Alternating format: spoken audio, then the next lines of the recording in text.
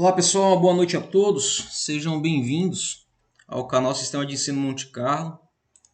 Esse canal feito para você que é estudante, com o intuito de te ajudar com as suas aulas, com as suas pesquisas.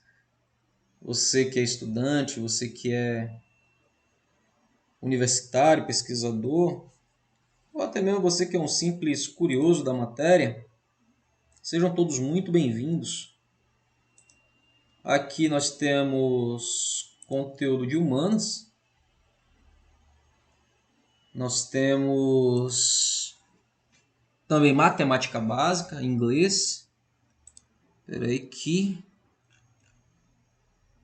eu acabei não abrindo o PowerPoint na aba de habilitação para habilitar os slides. E também não vou passar isso aqui pela edição não, vai ficar dessa forma aí mesmo. E aí qualquer coisa você pode estar adiantando aí. Pronto, chegamos. Turma, aí nós estamos fazendo a análise do livro do professor Carlos Ginzburg, O Queijo e os Vermes, já foi dito, que é um livro que eu tenho bastante carinho, né? Um livro que me ajudou muito na graduação, com as matérias de pesquisa e estou tentando aqui lembrar o nome da matéria. Historiografia, né? Se por acaso você chegou aqui de paraquedas, caiu aqui de paraquedas, dá uma passadinha na nossa playlist. As aulas anteriores estão lá separadas em playlist. Aproveita para maratonar. Se você já conhece o livro, já teve a oportunidade de lê-lo, deixa aí nos seus comentários qual é a sua experiência. E vamos tentar interagir. Os últimos resultados que tive a nível de visualização foram muito motivadores. E é dessa forma que eu me sinto motivado para continuar com esse trabalho.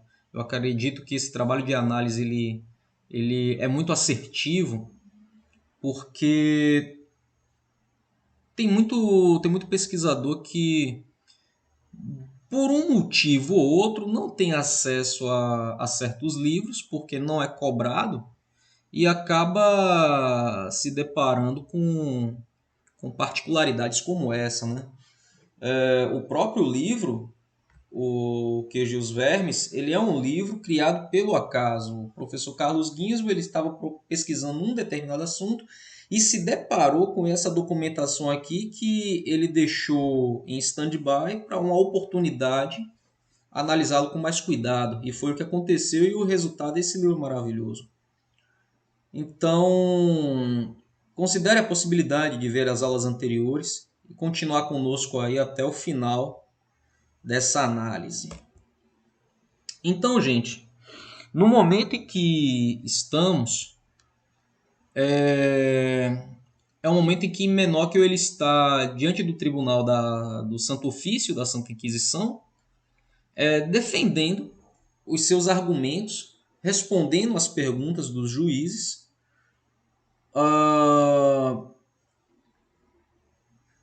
Posso garantir que ele não tinha medo nenhum da morte, já que o Tribunal da Santa Inquisição ele tinha esse objetivo de não provar a inocência, mas provar a culpa, condenar esse culpado à morte de fogueira, porque seria uma forma de purificar e preparar a alma desse pecador para a vida eterna, né? Isso era o que a Igreja Católica pregava na época.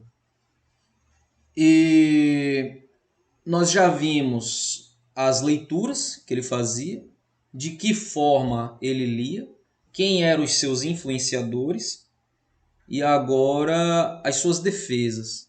E as suas defesas de uma forma mais profunda dentro das referências de leitura que ele tinha. Tá? Então, o uso que Menóquio faz de passagens como as do Legendário de Fioreto, extraídas de evangelhos apócrifos, não deve nos surpreender, tá? A essa altura do campeonato não deve nos causar surpresa alguma. Diante do contraste entre a concisa simplicidade da palavra de Deus, entre aspas, né, 4 palavras apenas, e a desmesurada proliferação da escritura, a própria noção de apócrifo, ela caia por terra.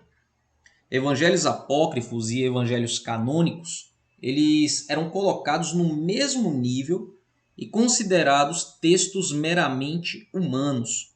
Por outro lado, ao contrário do que se poderia esperar, pelos testemunhos dos habitantes de Monte Reale, né, do tipo Menóquio está sempre discutindo com um e com o outro, ele possui a Bíblia em vulgar e imagina que a base de seus argumentos estejam ali. Durante os interrogatórios, o Menóquio fez pouquíssimas alusões diretas à escritura. Tá? Ele sempre vai se referir aos livros que ele lia, mas não à escritura propriamente dita, porque ele já tinha contato com a escritura no momento em que ele era funcionário da Igreja Católica. Então, eram livros que eram passivos de questionamento pela carga paralela de leitura que ele tinha. Então, ele nunca menciona as escrituras católicas como referência. Então, ele disseria até que se reelaborações para escriturais do tipo de Fioretto della Bíblia lhe fossem familiares que a própria Bíblia em língua vulgar. Observe que ele tem uma base literária, mas ela está em comparativa com textos apócrifos. Assim, em 8 de março, respondendo a uma pergunta não muito precisa do vigário-geral, Menóquio ele exclamou o seguinte: acho que amar o próximo é um preceito mais importante do que amar a Deus. Provavelmente a pergunta foi: qual é o preceito mais importante? Essa afirmação também se apoiava em um texto. De fato, logo depois Menóquio acrescentou: porque eu li a história de Eugildício, que quando chegar o dia do juízo, Deus dirá a um anjo: você é mau, nunca fez o bem para mim. E o anjo responde: Senhor, nunca lhe vi para fazer-lhe o bem. Eu tinha fome e não me deu de comer. Eu tinha sede e não me deu o que beber. Estava nu e não me vestiu. Quando estava na prisão, não vinha me visitar. E por isso, agora Menóquio fazendo uma explanação dessa leitura, eu achava que Deus fosse o próximo, porque disse: eu era aquele pobre. Se esse texto lhe é familiar, ele não. Você está correto. Esse texto ele está no Evangelho. Como se pode notar, essa prosa faz parte de uma passagem do Evangelho de Mateus, que é o Mateus capítulo 25, que vai do versículo 41 ao 46. E contudo, Menóquio se referiu a essa passagem e não ao texto evangélico. E aqui também a menção da página impressa em substância exata, excetuando-se a curiosa alteração que atribuiu aos anjos os protestos dos danados, resulta numa reelaboração. Porém, se nos casos anteriores a ênfase adivinha principalmente de omissões, nesse prosseguimento ele é mais complexo. Menóquio dá um passo à frente, na aparência um passo mínimo, mas na verdade é um passo enorme em relação ao texto. Se Deus é o próximo, porque disse eu era aquele pobre, é mais importante, por isso, amar o próximo do que era amar a Deus.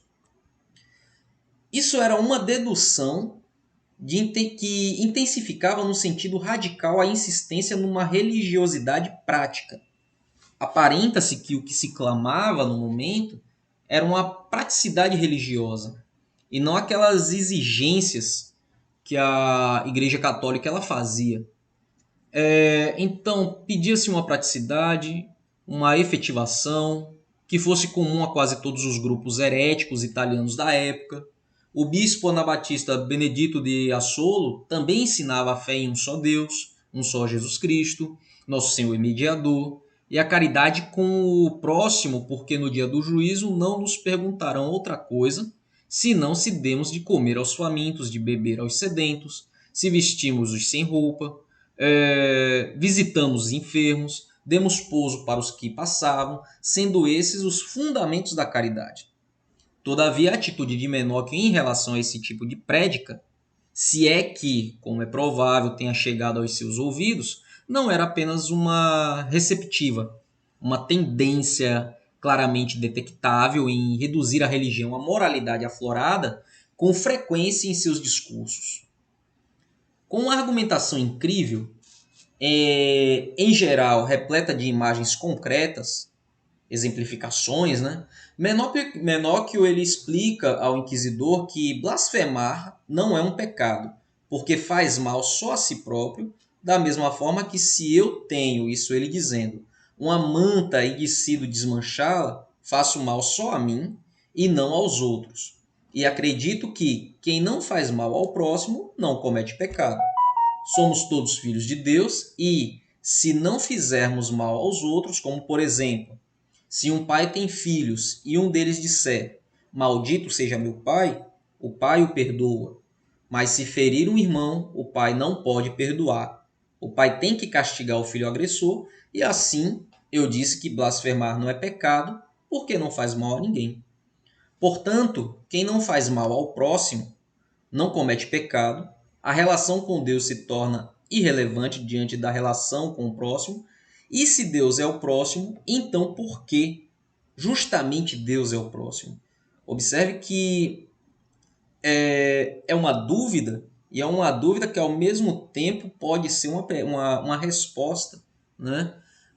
Já que a Igreja Católica é um controlador social, um influenciador político e econômico, então ela sendo os seus membros, né, sendo o próximo, e dotar esse próximo com a divindade, então isso traz um certo temor e cautela para a pessoa a quem ela pode condenar, tá?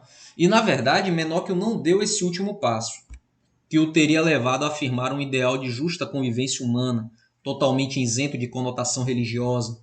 Para ele, o amor ao próximo permanecia como um preceito religioso, ou melhor, o verdadeiro coração da religião. Tá? Em geral, suas atitudes eram oscilantes, e por essa razão, no caso dele, deve-se falar apenas em uma tendencial redução da religião à moralidade.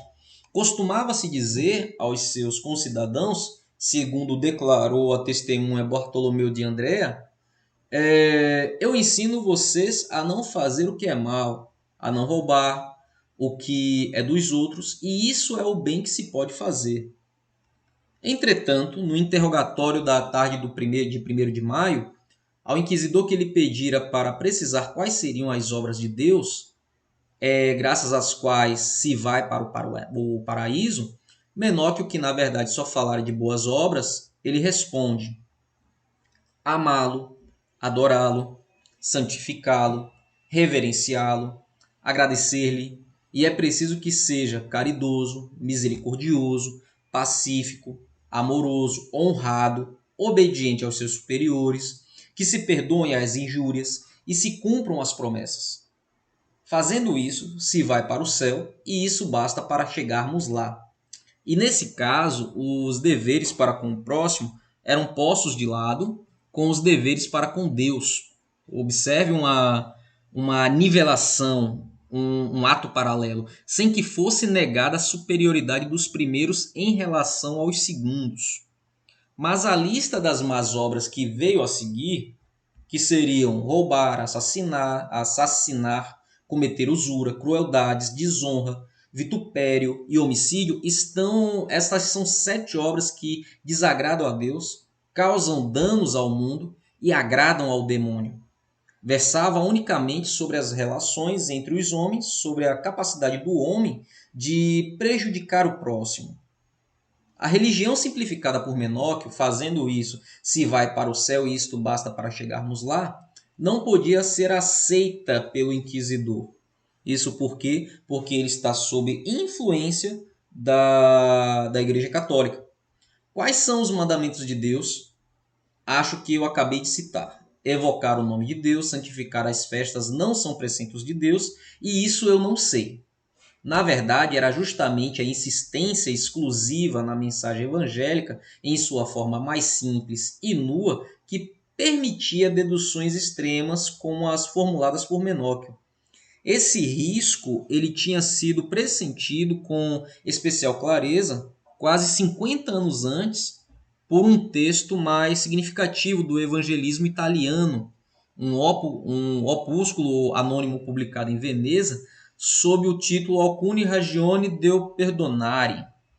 O autor Túlio Crispoldi, o autor dessa obra, elaborando uma série de prédicas do bispo Verona, Gian Matteo Ghiberti, do qual era fiel colaborador, ele se esforçava em demonstrar, com argumentos de todos os tipos, que o sumo da religião cristã consistia na lei do perdão, em perdoar o próximo para ser perdoado por Deus. Observe que isso é bem proposital, né? A certa altura, porém, não se escondia que a lei do perdão podia ser interpretada de maneira exclusivamente humana, colocando, portanto, em perigo o culto a Deus.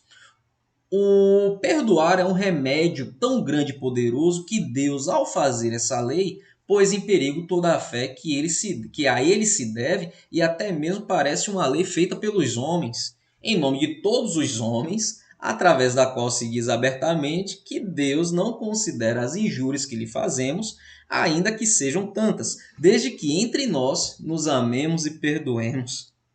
Aí, quando o cara vem para mim com um discurso dizendo que a Bíblia foi feita por homens inspirados por Deus, aí querem que eu aceite isso de mão beijada, né? De fato, se a lei não desse a quem perdoar a graça de sair dos pecados e de ser homem de bem, poderia julgar-se que essa lei não fosse lei de Deus para governar os homens, e sim unicamente lei dos homens que, para viver em paz, não se preocupam com os delitos ou pecados que são cometidos em segredo, de acordo ou de modo que não disturbem a paz e o viver no mundo. Mas, vendo que quem pela honra de Deus perdoa obtém o que se deseja de Deus e que é de Deus o favorito, tornando-se apto só para as obras boas. Olha aí a predestinação aqui embutida. Fugindo das obras ruins, as pessoas confirmam e reconhecem a bondade de Deus conosco. Maravilha. Aí eu te pergunto, cadê a divindade nisso tudo? Se tudo não for proposital, se tudo não for é, bem calculado, bem medido. Por isso eu insisto, instituições religiosas são controladores sociais. São de suma importância, porque sem religião o homem ele já tinha caído na anarquia há muito tempo. Mas você se tornar um alienado da fé, aí é complicado. Porque aí você se torna massa de manobra até pior do que as próprias instituições políticas. Portanto, apenas a intervenção sobrenatural da graça divina impede que se possa assumir o núcleo da mensagem de Cristo, a lei do perdão, como um vínculo permanente humano e político. Eventualidade dessa interpretação mundana da religião está bem presente para o autor do opúsculo.